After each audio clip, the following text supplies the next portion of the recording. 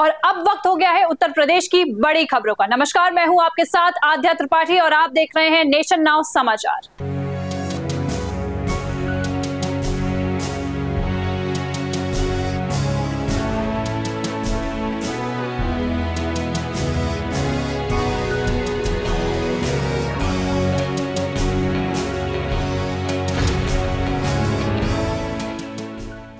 हाथरस के सासनी क्षेत्र में आयोजित एक जन्मदिन कार्यक्रम के दौरान हरियाणवी स्टेज डांसर डिंपल चौधरी के साथ कथित बदसलूकी का मामला सामने आया है।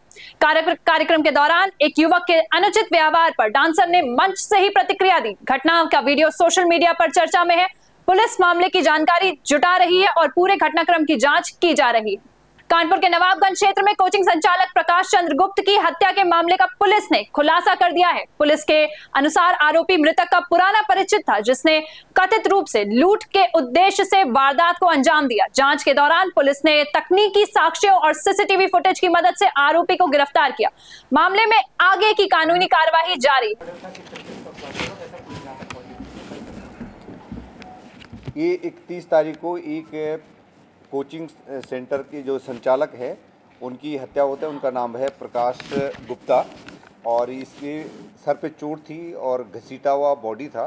तो घटनास्थल से ऐसा लग रहा था कि या तो स्वयं भी इनके मौत हो सकती है या इनके साथ घटना कारित की गई है। उसके बाद जब वीडियो फुटेज देखा गया तो उसमें देखा गया कि एक महिला आते हुए बुर्का पहने आते जाते दिख रही है। इसी सूचना पर इसी जो है इन्फॉर्मेशन को डेवलप करा गया और डेवलप करने के बाद आज इसको मोहित द्विवेदी को पुलिस द्वारा पकड़ा गया है और मोहित द्वारा पूरा जुर्म का इकबाल किया है। इसलिए घटना करने का कारण ये था कि वादी जो मृतक है, मृतक के पास एक चेन थी और एक ब्रेसलेट था और ये इसने योजना बहुत पहले से बना रखी थी।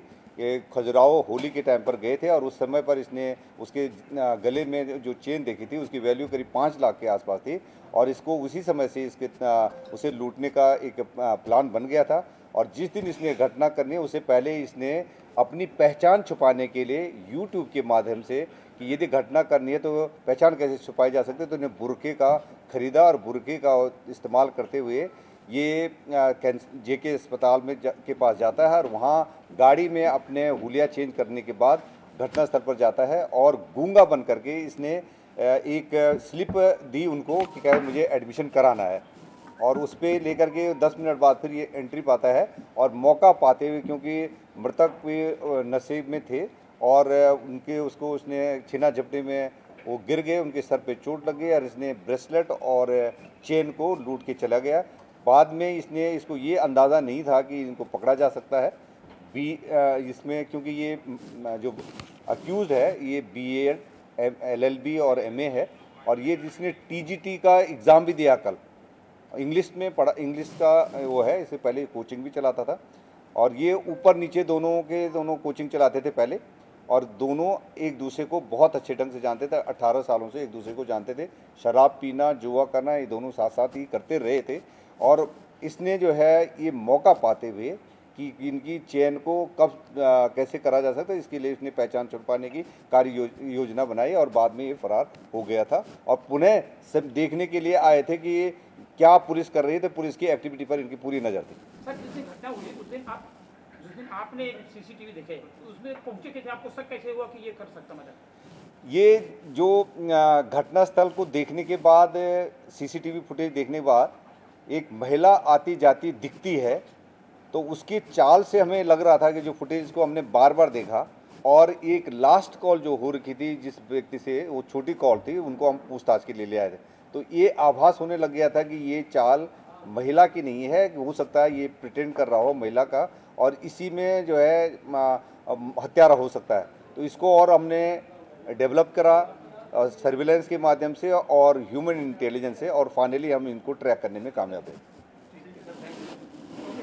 कानपुर के महाराजपुर थाना क्षेत्र में किसान काली शंकर निषाद की हत्या के मामले में पुलिस ने त्वरित कार्रवाई करते हुए आरोपी को गिरफ्तार कर लिया है। पुलिस के अनुसार पूछताछ में आरोपी ने घटना में अपनी भूमिका स्वीकार की है।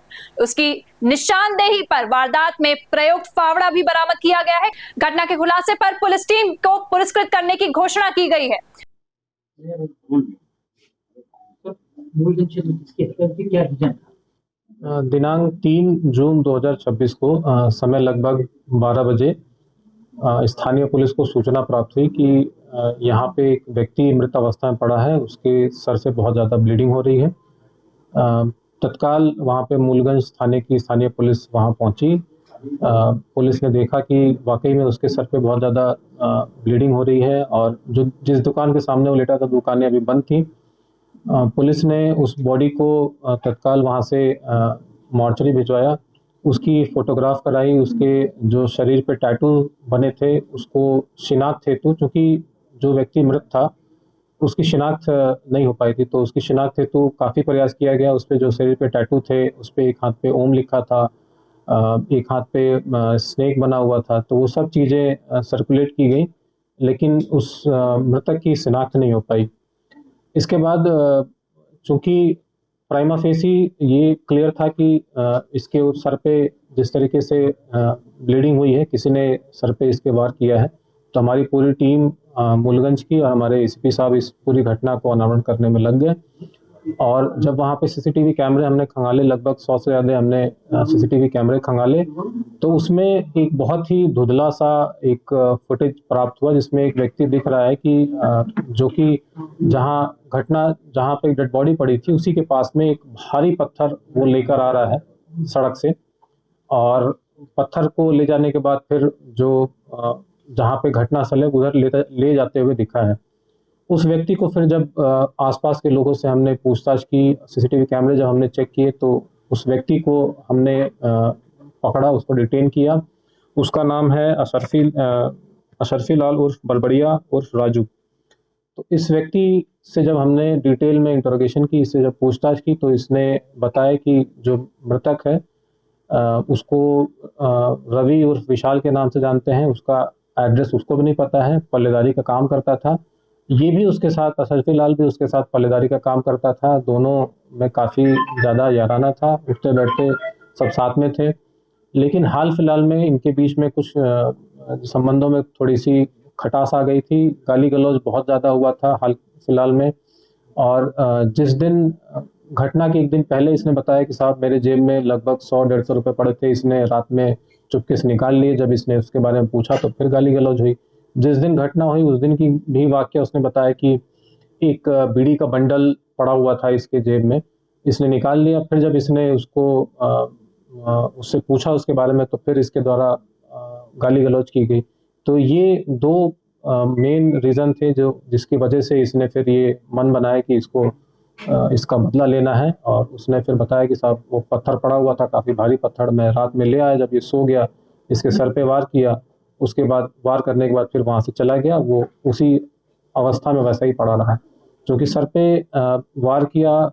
तो प्राइमा फेसी जो हमने डॉक्टर से भी इसमें कंसल्ट किया, उन्होंने बताया कि संभवतः ये है कि वार करने के बाद वो अचेत हो गया और काफ़ी एक्सेसिव ब्लीडिंग होने की वजह से उसकी डेथ हो गई।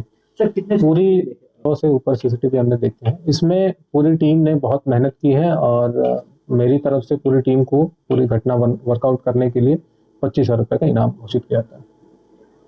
विश्व पर्यावरण दिवस के अवसर पर कानपुर देहात में आयोजित कार्यक्रम में प्रदेश सरकार के मंत्रियों ने वृक्षारोपण पर पर्यावरण संरक्षण का संदेश दिया है। कार्यक्रम के दौरान लोगों से अधिक पौधे लगाने और उनकी देखभाल करने की अपील की गई है। साथ ही प्रधानमंत्री नरेंद्र मोदी के नेतृत्व और केंद्र सरकार के कार्यकाल को लेकर भी मंत्रियों ने अपने विचार व्यक्त किए। कार्यक्रम में बड़ी संख्या में लोग मौजूद रहे। गाजियाबाद के खोड़ा क्षेत्र में युवक सूर्य चौहान की हत्या के बाद प्रशासन पूरी तरह से सतर्क नजर आया। जुमे की नमाज को शांतिपूर्ण ढंग से संपन्न कराने के लिए बड़ी संख्या में पुलिस तैनात किया गया। ड्रोन कैमरे और संवेदनशील इलाकों की निगरानी के बीच सुरक्षा व्यवस्था कड़ी रखी गई है।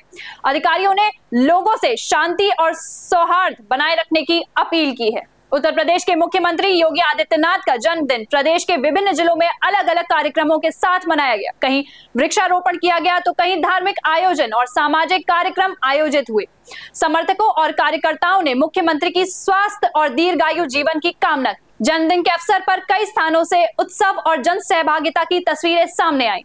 समाजवादी पार्टी के राष्ट्रीय अध्यक्ष अखिलेश यादव ने आरक्षण के मुद्दे को लेकर बीजेपी पर सवाल उठाए हैं। उन्होंने कहा है कि समाज के वंचित वर्गों को बराबरी का अवसर मिलना चाहिए।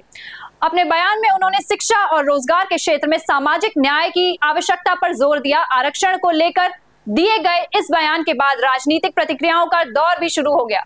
गाजीपुर में 1 लाख के इनामी आरोपी कमलेश बिंद के एनकाउंटर के बाद राजनीतिक बयानबाजी तेज हो गई। विपक्षी नेताओं ने घटना को लेकर सरकार से सवाल पूछे हैं और निष्पक्ष जांच की मांग की है। वहीं पुलिस का कहना है कि कार्रवाई कानून के दायरे में की गई है। मामले को लेकर प्रदेश की राजनीति में बहस और आरोप प्रत्यारोप का दौर जारी है। सुल्तानपुर में पर्यावरण पार्क के पास युवक और युवती के साथ मारपीट का कथित वीडियो सोशल मीडिया पर वायरल हो रहा है।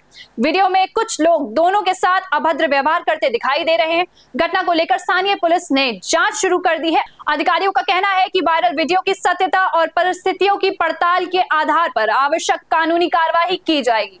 ऐसी ही अपडेटेड खबरों के लिए देखते रहिए नेशन नाउ समाचार। मिलते हैं आपसे जल्दी, तब तक के लिए जय हिंद, जय भारत।